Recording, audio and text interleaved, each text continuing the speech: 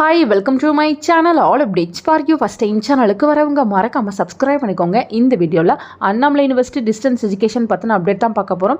மே 2024 ரிசல்ட்ஸை எல்லாருமே செக் பண்ணி பார்த்துருப்பீங்க. கமெண்ட் செக்ஷனில் நிறைய பேர் பாஸ் பண்ணிட்டோம் இந்த மாதிரிலாம் சொல்லியிருந்தீங்க.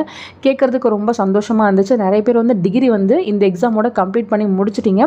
ஸோ ஒன் பை ஒன்னாக அதுக்கான அப்டேட் பார்க்கலாம். ஃபஸ்ட்டு பார்த்தீங்கன்னா சர்டிஃபிகேட் பற்றி நிறைய பேர் கேட்டிருந்தீங்க.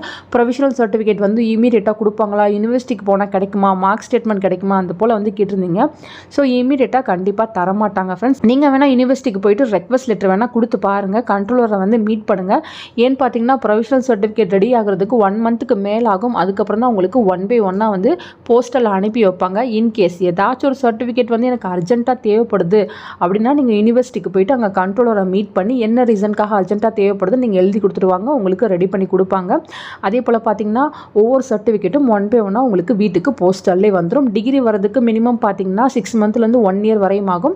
மற்றபடி பார்த்தீங்கன்னா ப்ரொவிஷனல் மார்க் ஷீட், டிசி, அதுக்கப்புறம் பார்த்தீங்கன்னா உங்களோட மார்க் ஸ்டேட்மெண்ட் எல்லாமே ஒன் பை ஒன்னாக போஸ்டலில் அனுப்பிடுவாங்க. அது வர்றப்போ கண்டிப்பாக நான் உங்களுக்கு வீடியோ போட்டு சொல்லுவேன். நெக்ஸ்ட்டு பார்த்தீங்கன்னா எக்ஸாம் ரிசல்ட்டில் சில பேருக்கு ப்ராப்ளம் இருக்குது. சில பேர் எக்ஸாம் எழுதியுமே ஆப்சென்ட் ஆயிருக்கீங்க. அந்த மாதிரி யாருக்காவது இஷ்யூ இருந்துச்சுன்னா நீங்கள் இமீடியட்டாக யூனிவர்சிட்டிக்கு போங்க. உங்கள் ஹால் டிக்கெட்டை எடுத்துகிட்டு போங்க. இந்த மாதிரி எக்ஸாம் எழுதியுமே எனக்கு ஆப்சென்ட் போட்டிருக்காங்க நீங்கள் இமீடியட்டாக கம்ப்ளைண்ட் பண்ணால் உடனே பார்த்தீங்கன்னா அவங்க ஆக்ஷன் எடுப்பாங்க.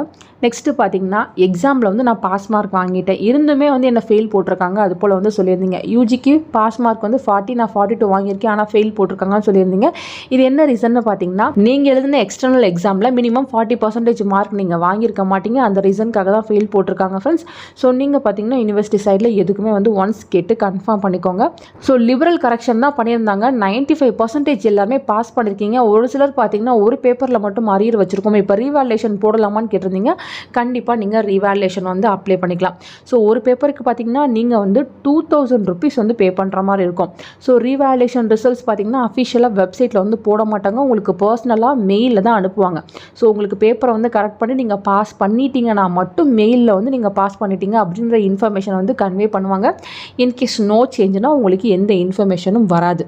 ஸோ நீங்கள் ரீவாலுவேஷன் போடணும்னா தாராளமாக ரீவாலுவேஷன் போட்டுக்கலாம். இது ஃபுல் அண்ட் ஃபுல் உங்களோட விருப்பம் தான். எப்படி போடுறதுன்னு லிங்க் டிஸ்கிரிப்ஷனில் வச்சுருக்கேன். தேவைப்படுறவங்க பார்த்து நீங்கள் ரீவாலுவேஷன் அப்ளை பண்ணிக்கோங்க.